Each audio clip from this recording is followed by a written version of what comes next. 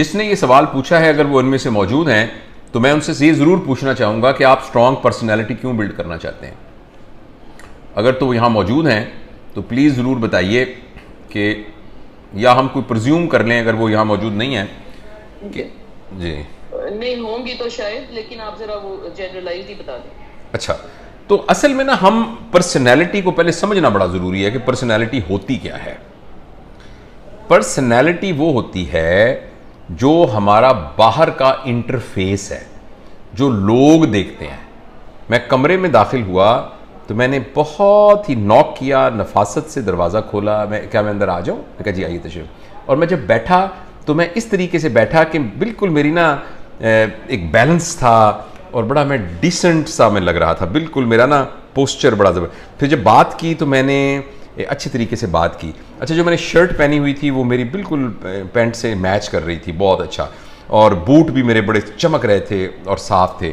और जिस वक्त मैंने खाना खाया तो मैंने बड़े सलीके से खाना खाया और मेरी प्लेट बिल्कुल साफ़ थी और मैंने गुफ्तगू की तो बड़ी। तो ये एक कुछ मिसाल है। तो ये सारा ना, ये मैंने बाल सही तरीके से किए हुए थे सारा। ये है जो बाहर का इंटरफेस है जो कि मेरे सामने नज़र आ रहा है, ये है पर्सनैलिटी। और ये बात हमने मुतअद्दिद बार आपसे अर्ज़ भी की है कि पर्सनैलिटी एक लफ्ज़ परसोना से निकला है और परसोना से मुराद होता है नकाब, जो हमने ऊपर पहना हुआ होता है। ऐसा बहुत मुमकिन है कि इंसान अंदर से कुछ और हो मगर उसकी पर्सनैलिटी बड़ी ज़बरदस्त हो, क्योंकि एक आदमी अंदर से कुछ हो बिल्कुल, लेकिन उसका नकाब बड़ा एम्ब्रॉयडरी किया हुआ खूबसूरत हो तो वो बहुत खूबसूरत लग रहा हो। ये बहुत पॉसिबल है।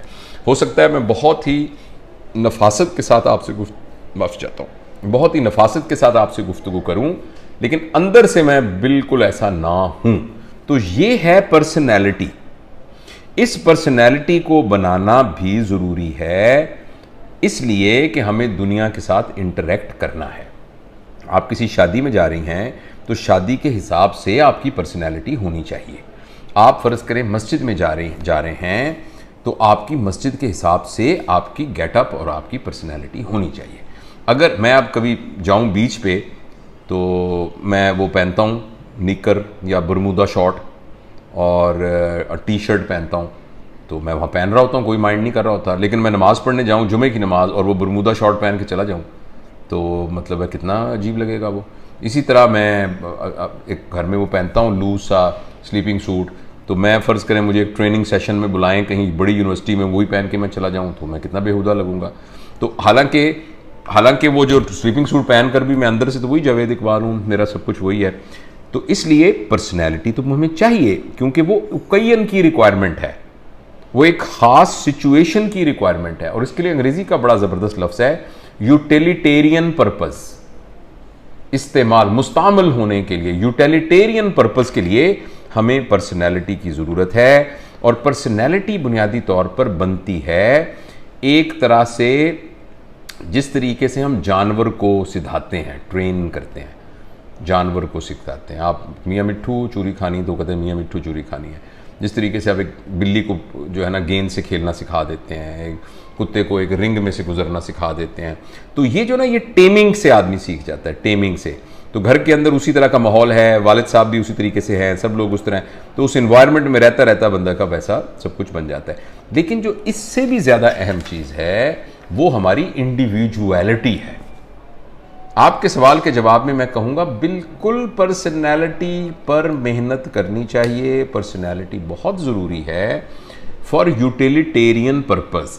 लेकिन असल चीज़ जिसके ऊपर ज़्यादा मेहनत करनी चाहिए, जो ज़्यादा काउंट करती है, वो है इंडिविजुअलिटी। और उसके लिए जो लफ्ज़ है वो है किरदार। मैं अंदर से क्या हूँ। अच्छा, पर्सनैलिटी वो है जो मैं लोगों के सामने हूँ, और इंडिविजुअलिटी वो है कि जब मैं अकेले में हूं तो मैं जो हूं, वो इंडिविजुअलिटी है। अच्छा, जो पर्सनैलिटी की वजह से हमारा इमेज बनता है उसे हम कहते हैं प्रोजेक्टेड सेल्फ, और जो इंडिविजुअलिटी की वजह से हम बनते हैं उसे हम कहते हैं रियल सेल्फ। तो लिहाजा हमारा एक रियल सेल्फ है और एक हमारा प्रोजेक्टेड सेल्फ है। इसमें कोई शक नहीं है कि हर इंसान का प्रोजेक्टेड सेल्फ हमेशा रियल सेल्फ से बड़ा होता है, हर इंसान का। अलबत्ता जितना जितना प्रोजेक्टेड सेल्फ और रियल सेल्फ एक दूसरे के करीब आने शुरू हो जाएं, उतना उतना इंसान बहुत ही ज़बरदस्त ज़िंदगी गुजारता है। अब ज़रा गौर से सुनिएगा, ये है प्रोजेक्टेड सेल्फ, ये है रियल सेल्फ। जितने ये दूर होंगे उतना मैं अनकंफर्टेबल हूँगा, उतना मैं एक मुनाफकत की कैफियत में हूँगा, उतनी मैं तकलीफ़ की कैफियत में हूँगा। मुझे बहुत एनर्जी खर्च करना पड़ेगी हर वक्त अपने इमेज को प्रोटेक्ट करने के लिए। जितना ये दोनों करीब होंगे उतना मैं एट ईज होऊंगा, मैं कंफर्टेबल होऊंगा। अब देखिएगा, इन दोनों को करीब लाने का दो तरीके हैं। एक तरीका तो ये कि रियल सेल्फ को उठा के प्रोजेक्टेड सेल्फ के करीब ले जाया जाए, यानी सब लोगों के सामने मैं बहुत डिसेंट बनता हूं और मैं दिल से भी डिसेंट बनना शुरू हो जाऊं। सब लोगों के सामने मैं बहुत सफाई पसंद होता हूं, मैं एक्चुअली भी सफाई पसंद होना शुरू हो जाऊं। अगर मैं यूं करके अपने प्रोजेक्टेड सेल्फ और रियल सेल्फ को करीब कर दूं, इसके नतीजे में मैं खुद तो कंफर्टेबल हूंगा ही हूंगा, मुआशरा भी बहुत ज्यादा कंफर्टेबल होगा। और जो अशरफुल मखलूकात होने की वजह से मुआशरे में मेरी रिस्पॉन्सिबिलिटी है, वो मैं बहुत जबर तरीके से अदा करूंगा। और वो लोग जिनका रियल सेल्फ ऊपर जाता जाता प्रोजेक्टेड सेल्फ के करीब आ जाता है, ये वो बड़े लोग होते हैं जो मुआशरे में बहुत ज्यादा कंट्रीब्यूट करते हैं।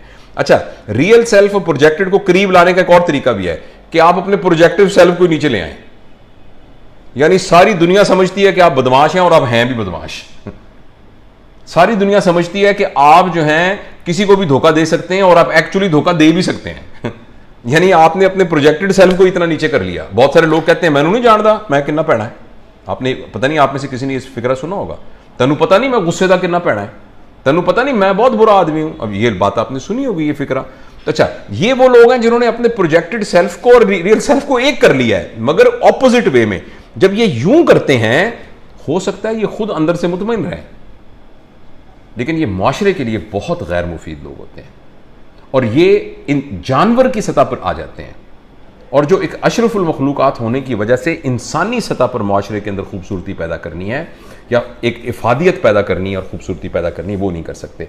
लिहाजा ये सारी बहस थोड़ी सी उलझ गई, लेकिन जो बात मैं आपसे अर्ज़ करना चाहता हूँ वो ये है कि हम सबको अपनी पर्सनैलिटी पे बहुत मेहनत करनी चाहिए, मगर उससे बहुत यानी कि हम बाहर से कैसे लगें, हम उठने बैठने का सलीका, बात करने का सलीका, ये सब चीज़ें हमें सीखनी चाहिए। कम्युनिकेशन स्किल्स हैं, हमारी ग्रुप डायनामिक्स हैं, और हमारी टॉलरेंस है, और हमारे जज्बात के ऊपर कंट्रोल है। ये सारी चीज़ें हमें सीखनी चाहिए, मगर इससे भी ज़्यादा हमें अपने करैक्टर पर मेहनत करनी चाहिए और अपने अंदर से अपने आप को वैसा कुंदन बनाना चाहिए। और वो कैसे बनेगा, वो बातें बहुत दफ़ा हम कर चुके हैं।